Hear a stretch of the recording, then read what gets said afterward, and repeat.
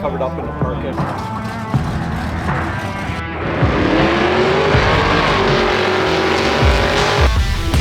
Okay, that sounds good, and I think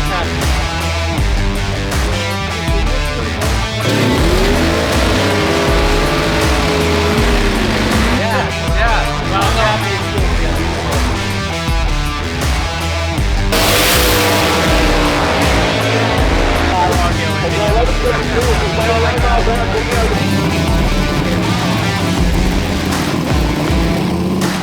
After all those kind of events like that. Yeah, probably.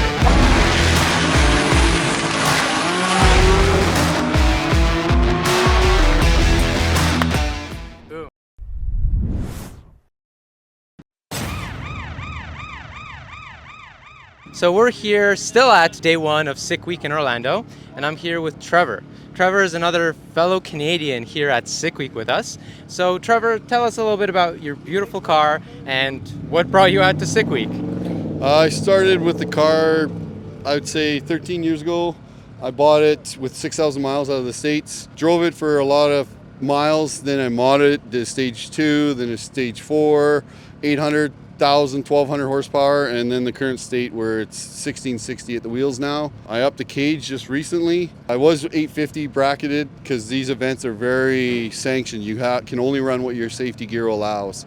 So I upped the cage to 750 this year. This is my 10th Dragon Drive event. I've done Rocky Mountain Race Week 4 times, Race Week 4 times, first time for this, and then I did J-Rods in Oklahoma, King of the Open Road once.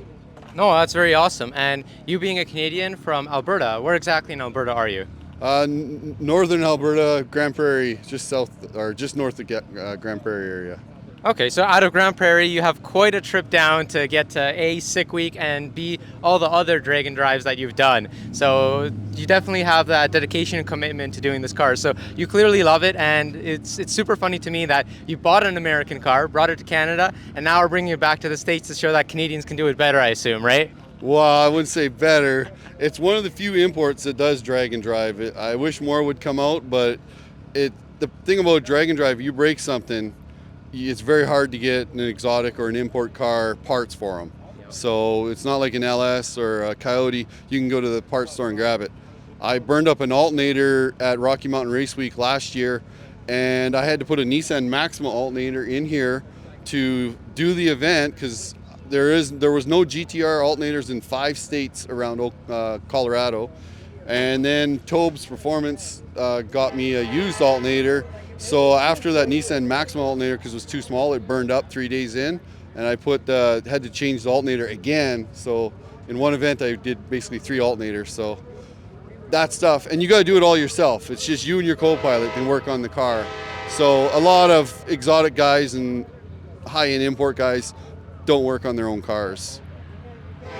And like you said, it's extremely difficult with an import because even here at the event we heard someone broke a drive shaft and they go and announce, hey, who's got a drive shaft for a LS2, blah, blah, blah, right? And it's like someone will have one. But you break your drive shaft or you break an axle on your GTR, I highly doubt someone else is going to have one here, right? No. So, yeah, so I bet you come prepared with a few extra spare parts, I assume. Oh, yeah, I got a spare alternator.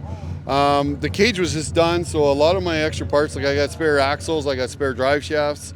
Those little things I do have spares of, but I don't have, like, if I hurt the motor, hurt the transmission, it's over pretty much at that point. So. No, and I think we were in that similar conundrum because we have a project car 335i that we wanted to bring out to Drag Week, but it was not in any good shape to bring enough because it's still a working project. It's a project for a reason, right? And that's exact topic came up. If we break an axle, if we break a driveline or anything like that, where are we going to find parts from a Beamer? Not here. So, although this is more of a JDM import, our European import would be in that same category. So, how were your runs today and what category or class are you going for? I'm in the Street Freaks class, which is basically anything but V8s. The only V8 allowed in my class are diesels. So V10s, V12s, 4-cylinders, 6-cylinders, and diesel V8s are in my class. There's 15 of us in our group. My first pass, I did a 10. As soon as I got off the line, I just put the cage in, so my sensors for my GPS and my traction control they all have to be in a certain spot in the GTR, which I'm finding out now. We had them tucked in the corner in a way, and it tripped my car out after I launched. It fell on its face. So we just moved them all, and then we found some wiring that was rubbed, because the car is 13 years old, 14 years old, so it's factory wiring harness. So we're out fixing that now to try and rectify this problem. So now I'm just waiting for a group when they call run all, and that's when I'll head back up. Yeah, because then hopefully you can get a run that's a little bit better time. A lot better time, hopefully, and I'm trying to do a 7, so, and then average 7s for the week is the goal. So Okay, so we'll be looking out for 7s with the GTR, and we'll be seeing you next in Bradenton, which by that time, hopefully this doesn't end up like a German car with lots of wiring issues and stays true to JDM with having good electronics. Yeah. And we'll see you doing 7s or maybe even under 7s. I know you can't go too low under 7 because of safety. 750 I'm cut off. 750 is it. And they're pretty strict here, because one of the other Canadians in the Mustang, he's in the 8th mile, and he ran just a smidge faster than his cage cert, and he had to go. He's got to wait to go again because they are tight. These events, they're really strict on the rules, which is great because safety is utmost importance for everything. So. No, exactly. And we want to make sure it's safe, and we want to make sure it'll be safe to drive to the next track and also drive back home afterwards. So thank you so much, Trevor, for your time.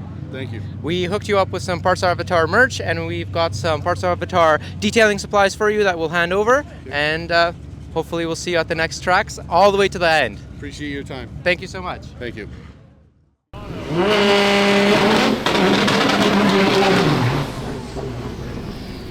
So we're here, day 2 at the Freedom Factory.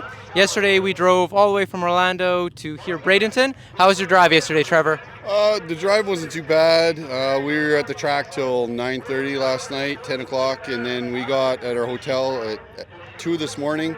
Got up early, and I drove 100 miles across the city to Sissio Performance.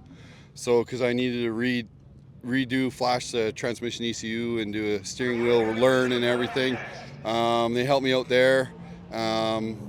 Straightened up a little bit of the tune and made sure everything did a safe tune there, and I just did a run late to the track, so I just finished. I'm actually still shaking a bit because I'm so jacked that the car worked coming back. I was like so excited, and I ran an 8:20, so that faster than anyone in my group, but that 10-second hurt yesterday, so I'm planning to turn it up, and I want to get a 7, so next pass will be go for that 7.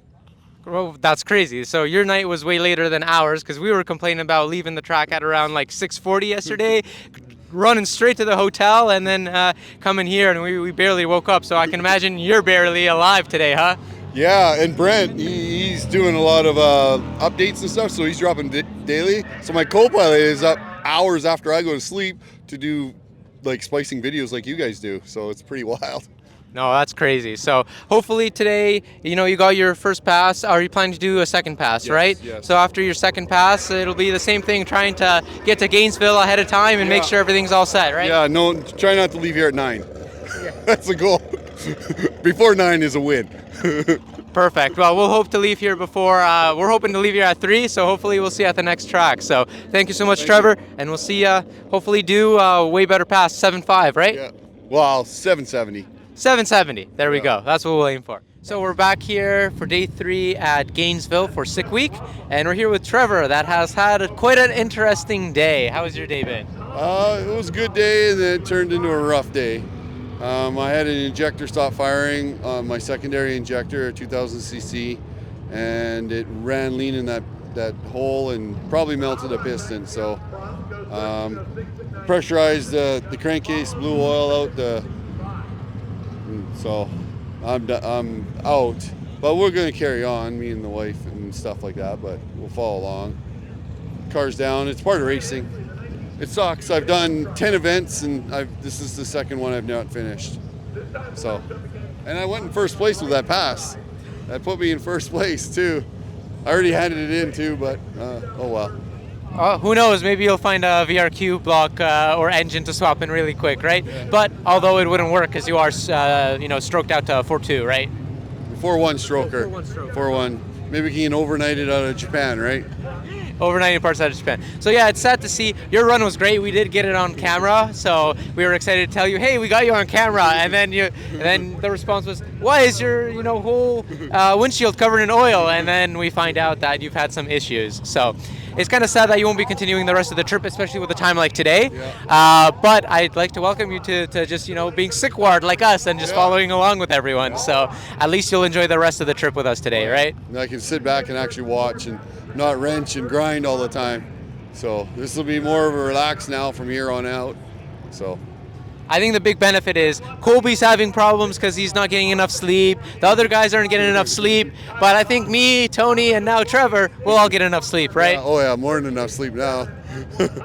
So thank you so much, Trevor. Sadly, we won't see you at the next. We'll see me, but we'll not see the car. you, but just The car won't be there. The car won't be there. So, but hopefully it'll get back on its feet very soon. Yeah, we're gonna take it up to PFI, pull the motor probably in the next 2 weeks, see what damage is done, and then get parts on order. Hopefully it's just a piston swap or something like that. Yeah, we're hoping maybe a piston, maybe a liner. So a piston liner, I might need valves, but go from there. We'll pull apart to see the exact extent. It doesn't seem too bad. We did fire it up quick to see, and it runs and that. It just sounds a little off about one cylinder. So not good enough to drive home, sadly. So it'll go on a nice little trailer and relaxing drive home. Yeah. Maybe you just wanted a break after all those 10 events that you had no issues. Yeah, probably. So thank you so much, Trevor. Thank you. And we will see you, but not the beautiful GTR tomorrow.